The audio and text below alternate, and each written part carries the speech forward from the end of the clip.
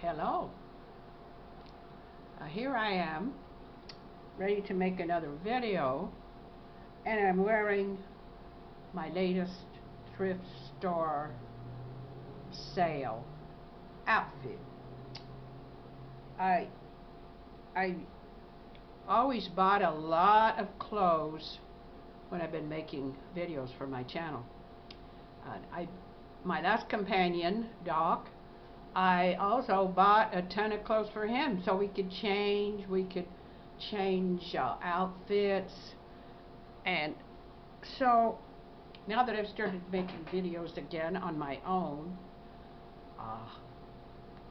here goes the latest, and let me show you. And I'll stand up and demonstrate. Wow, I think this is a sensational outfit. And I just got through sitting down in the lobby in my new where I'm hanging out now.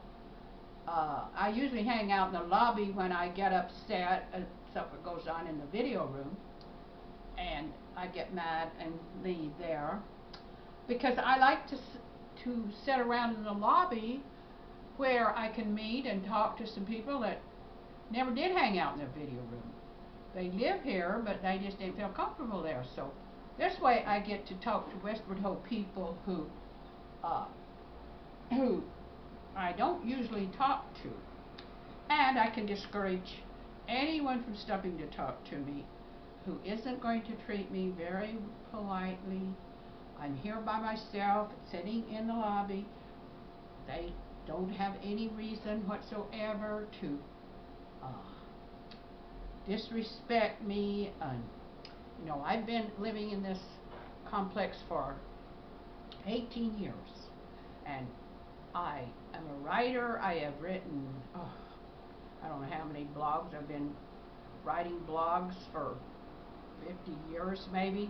Before that, I wrote a lot of plays. I wrote novels, sent them off, tried to sell them, and then I went into making videos and have my own channel.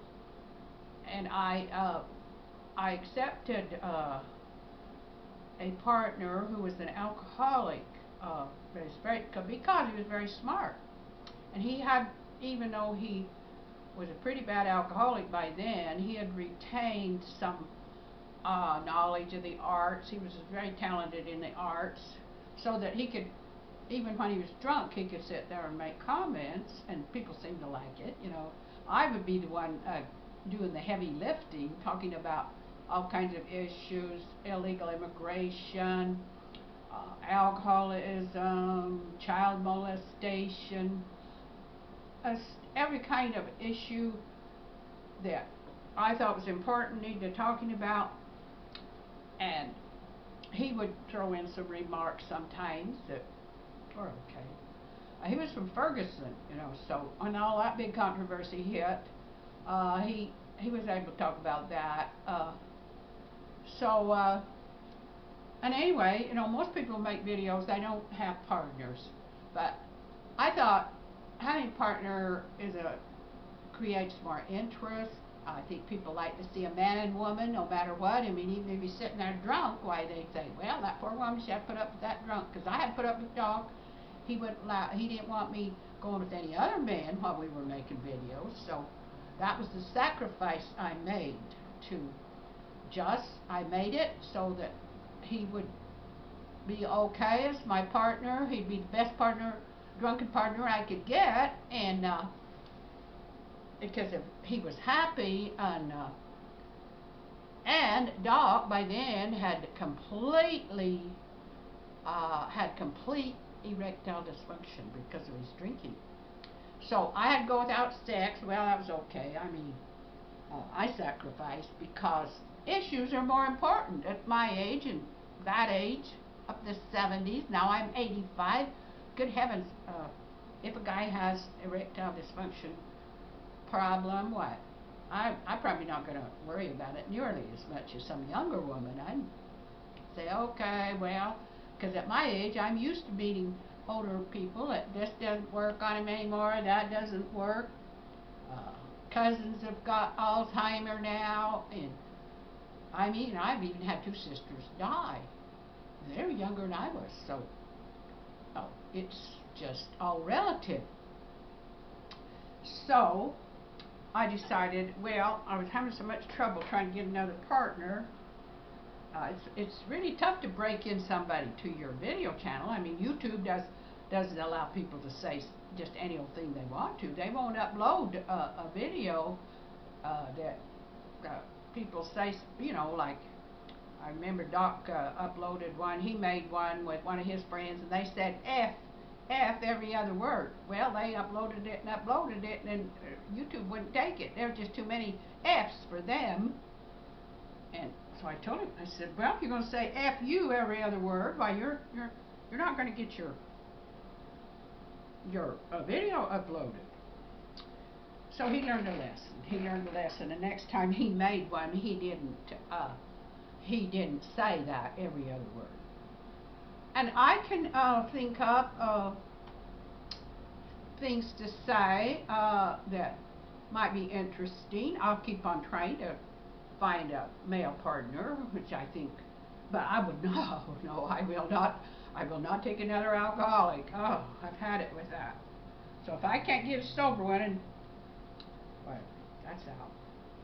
And you know, I don't have that much longer to live anyway. I don't need to make my life miserable with another alcoholic partner.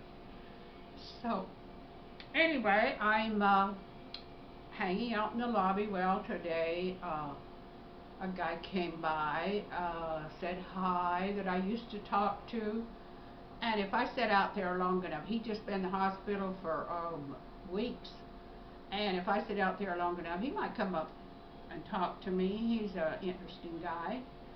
And if I'm out there, why, there are people who come up and talk to me. And in the video room, you know, you were sitting around. I was sitting around. I was leading discussions, and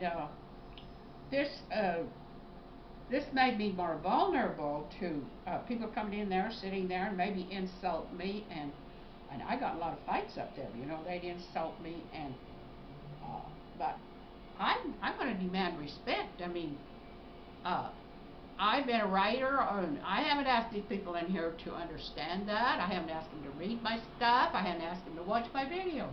Most people in here don't even know I make videos.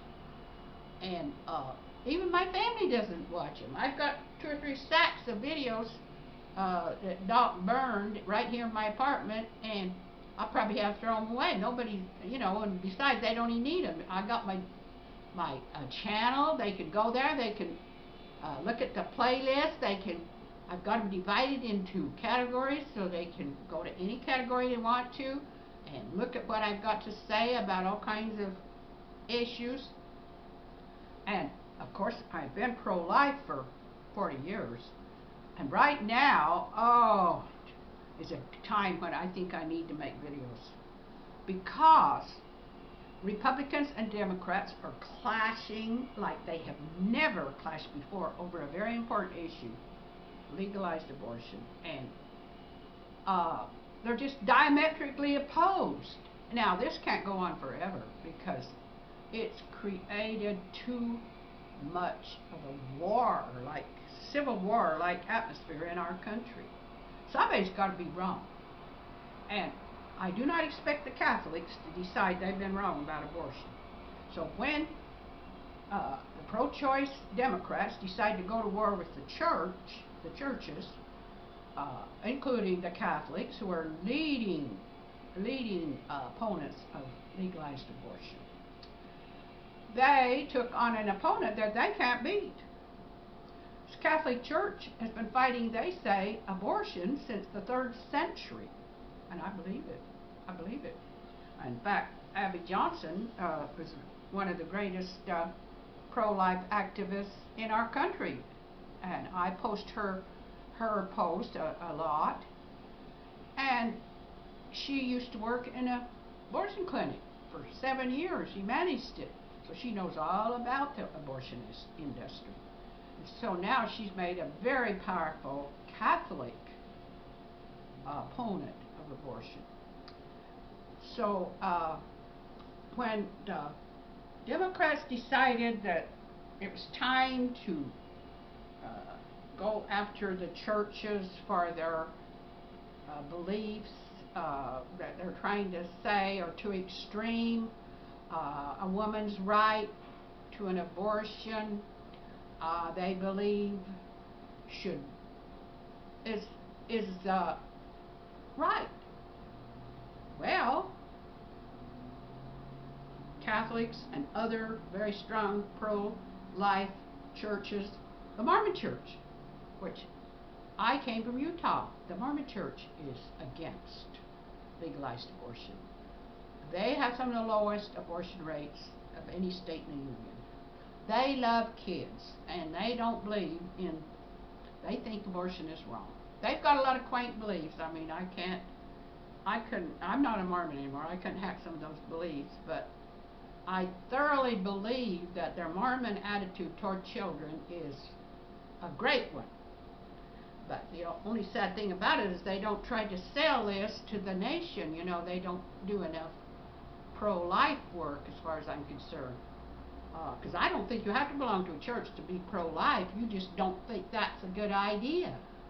And you don't have to be a Catholic, a Baptist, or a Mormon. They'll try to convince you do.